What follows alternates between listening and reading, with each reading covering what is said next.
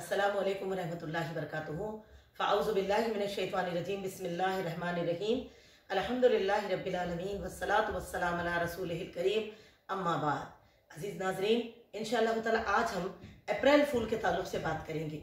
आइए तो सबसे पहले अपने उन्वान की शुरुआत कुरान मजीद की इस आयत से करेंगे जो सूरह तौबा सूरह नंबर 9 आयत नंबर 119 है, जिसमें अल्लाह ताला अपने ईमान वाले बंदों को किस तरह की जिंदगी गुजारने इसकी तालीम फरमाते हैं। और अल्लाह क्या फरमाते हैं, या अय्युहल्लज़ीना आमनुत्तक़ुल्लाह वकूनू मअस्सादिक़ीन।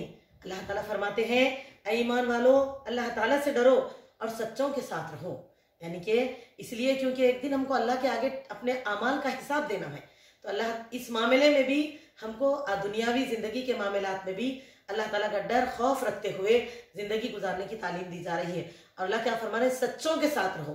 क्योंकि मेरी बहनों, हदीस में आता है, इंसान जिस सोहबत में रहता है उस सोहबत का उसके ऊपर असर होता है। हदीस के अल्फाज है, हर शख्स अपने दोस्त के दीन पर होता है। अगर उसका दोस्त कोई अतर का कारोबार करने वाला होगा, खुशबू का, अगर वो उससे दोस्ती करेगा तो वो खा कारोबार करे नहीं करे, लेकिन उस दोस्ती की वजह से उसके कपड़ों में खुशबू का असर जरूर हो जाता है। और इसी तरह अगर एक लोहार के साथ कोई दोस्ती करेगा तो खा कारोबार लोहे का करे ना करे, लेकिन वो भट्टी के करीब बैठते रहेगा अपने दोस्त के साथ, यहाँ तक कि उसके कपड़ों में कालिक का असर दिखने लगेगा। तो ये क्या बताया जा रहा कि फितरत इंसानी है कि हम जिसकी सोहबतों में रहते हैं उससे असर लेते हैं। तो हमको झूठे लोगों के साथ या धोखेबाज लोगों के साथ बैठने और रहने की भी तालीम नहीं दी जा रही है, और हमको इससे मना किया गया। अल्लाह ताला क्या फरमा रहे हैं, और सच्चों के साथ रहो। मेरी अजीज दीनी बहनों, अब अगर हम देख रहे हैं इस आयत की रोशनी से, तो हमें क्या पता चल रहा कि इस्लाम, हम अल्लाह सुब्हानहू व तआला हमको नमाज रोज़ा हज ज़कात ही का हुक्म नहीं दे रहे कि बस तुम ये अल्लाह के हिसाब से कर लो, बाकी मामलात तुम जैसे चाहो दुनिया जैसी जी वैसे जी लो। बल्कि हमारे अखलाक, हमारी तर्ज अमल, हमारे बातचीत भी जो है ऐसी होना चाहिए जैसे कि अल्लाह सुब्हानहू व तआला का फरमान है। रसूल अकरम सल्लल्लाहु अलैहि वसल्लम ने, मेरी बहनों, इसीलिए झूठ और धोखे को बिल्कुल नहीं पसंद किया, क्योंकि आप सल्लल्लाहु अलैहि वसल्लम फरमाते हैं, झूठ और धोखा तो मुनाफिक की पहचान है और हम मोमिन हैं, मुसलमान हैं, इसीलिए ये चीज ना करें। अब आता है सवाल अप्रैल फूल का। जो अप्रैल के महीने की फर्स्ट तारीख से अक्सर हम देखते हैं आपस में दोस्त एक दूसरे को, रिश्तेदार, बहने वो आपस में क्या है, एक दूसरे को झूठ बोल के धोखा देते और उनको बेवकूफ बनाते और बहुत ही खुश होते हैं इसके ऊपर। हालांकि देखिए, इसमें तो खुला हमको दिख रहा झूठ बोलकर किसी को धोखा देना। जबकि आए नबी अकरम सल्लल्लाहु अलैहि वसल्लम के फरमान को पढ़े, सही मुस्लिम हदीस नंबर 2607, जिसमें आप सल्लल्लाहु अलैहि वसल्लम का फरमान मुबारक है, रावी है अब्दुल्ला इब्न मसूद रज़ी अल्लाहु अन्हुमा, फरमाते हैं कि नबी अकरम सल्लल्लाहु अलैहि वसल्लम ने फरमाया कि मैं तुमको सच बोलने का हुक्म देता हूँ, क्योंकि सच्चाई सदाकत की तरफ ले जाती है और सदाकत जन्नत की तरफ ले जाती है। और एक शख्स सच बोलता है, सच बोलने की कोशिश में लगा रहता है, यहाँ तक कि सच्चों में लिख लिया जाता है। और हदीस में आगे आता है, आप सल्लल्लाहु अलैहि वसल्लम ने फरमाया, मैं तुमको झूठ से मना करता हूँ, क्योंकि झूठ बदअमली है और बदअमली तुमको जहन्नम की तरफ ले जाती है। और एक शख्स झूठ बोलता है और झूठ बोलने की कोशिश में लगा रहता है, यहाँ तक कि अल्लाह ताला के यहाँ झूठा लिख लिया जाता है। तो मेरी अजीज, इस हदीस से हमें क्या पता चल रहा कि हमको ऐसी चीजों में हिस्सा नहीं लेना चाहिए जो झूठ की बुनियाद पे बनी है, धोखे की बुनियाद पे बनी है। तो ये अप्रैल फूल इसी की अलामत है, अप्रैल फूल बनाना। और हकीकत देखा जाए तो हम ना मुसलमान ना बेवकूफ़ है, ना बेवकूफ़ किसी को बनाएगा। इस चीज़ की हमें इजाज़त नहीं है, ऐसे चीज़ों की।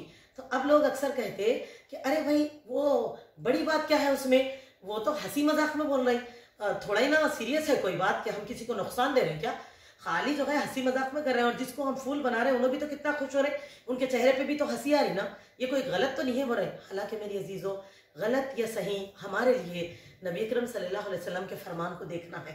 जैसे कि दुनिया में हम अपने बच्चों को एक स्कूल में पढ़ाते हैं, हमने खुद भी पढ़ा लिखा है, तो जब हम स्कूल में तालीमात हासिल की है तो कैसी तालीमात हासिल की, उस स्कूल का खाली सिलेबस अपनाया या ड्रेस कोड, और वहाँ के जो यानी कि वो लोग कायदे क़वानीन वहाँ बनाते, उसको भी हमें फॉलो करना पड़ा, लाजिम है ना, ड्रेस कोड भी पहनना पड़ा, और वहाँ के जो कायदे क़वानीन जो वो लोग रखें उसको भी हमको उसको फॉलो करना पड़ेगा ना, तभी तो वहाँ तालीम हासिल करके एक सक्सेसफुल इंसान दुनियावी हिसाब से बन सकते हैं।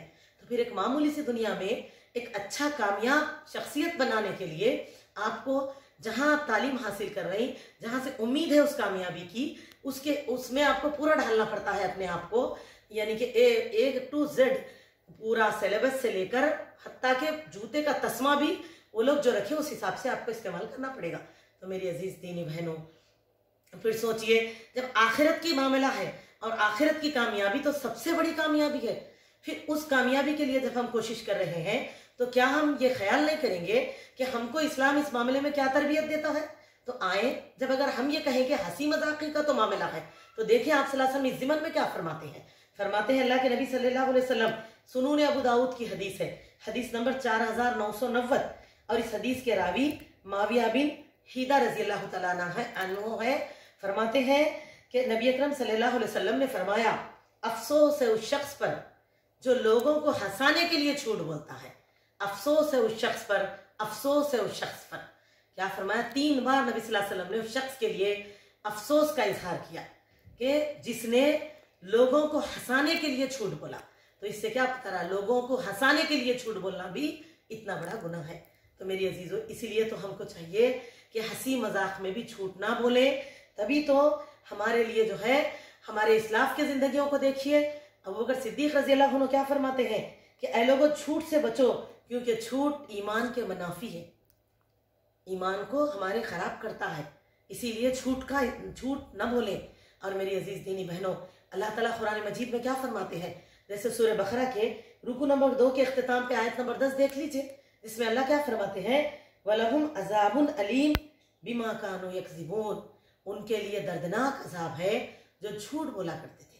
क्यों? ये कौन थे? मुनाफिकीन थे जो झूठ बोलते थे इस्लाम, नबी सल्लल्लाहु अलैहि वसल्लम और सहाबा के आगे आके कि हम मुसलमान हैं। तो ये झूठ की वजह से अल्लाह क्या बता रही है कि झूठ की वजह से इनके लिए दर्दनाक अजाब है। तो सोचो, हमको इस एक आयत के रो से हो या पूरे अहकामात में अगर आप देखेंगे तो मुसलमान के अखलाक में झूठ और धोखा होना ही नहीं है। तो लिहाजा हमको ऐसे चीज़ों से परहेज करना चाहिए।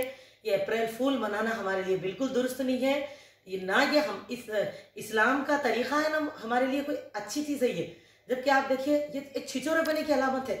लोग क्या होते, ऐसे शख्सियतों से किनारा कशी इख्तियार कर लेते। हमको तो अपनी शख्सियत को इस्लाम की दावत बनाना है, तो फिर हमको ऐसे बदअमलियों से, बुरे अखलाक से बचना चाहिए ना। और मेरी अजीज़ों, इसके साथ साथ इस हदीस को भी तवज्जो से सुन ले, जिसमें नबी अकरम सल्लल्लाहु अलैहि वसल्लम ने फरमाया, तुम में से जो शख्स जिस कौम की मुशाबियत इख्तियार करेंगे, अल्लाह ताला उनका मामला उन्हीं के साथ करेंगे। अल्लाहु अकबर।